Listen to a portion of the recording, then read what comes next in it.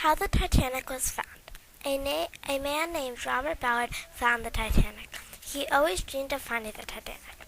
Robert had a special invention. It was an underwater robot named Argo.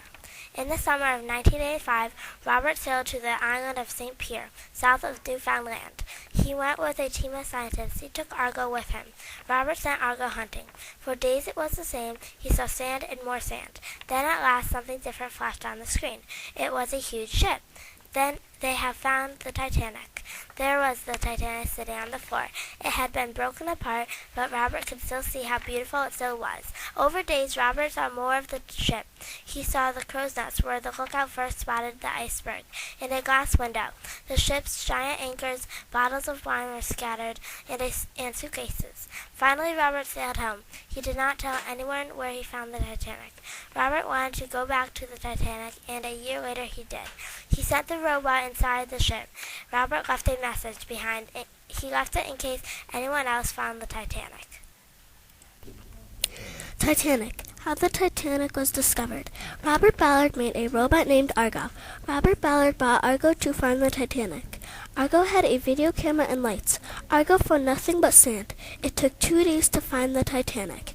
Robert Ballard found the Titanic in 1985. He found a copper pot, a footboard, a bathtub, a toilet bowl, and a doll's head.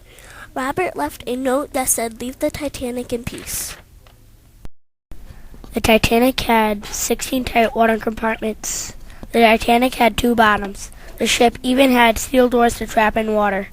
The ship also had a swimming pool and a gym. The Titanic had a post office. Last, the Titanic was 11 stories high and was 4 city blocks long.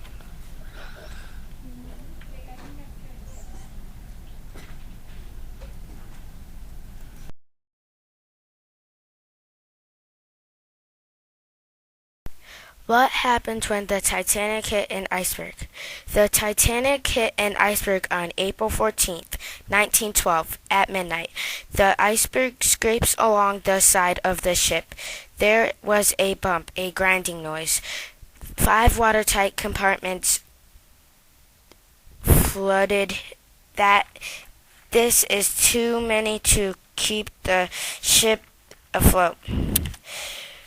The captain tells the crew to radio for help, wake up the passengers, and make the lifeboats ready.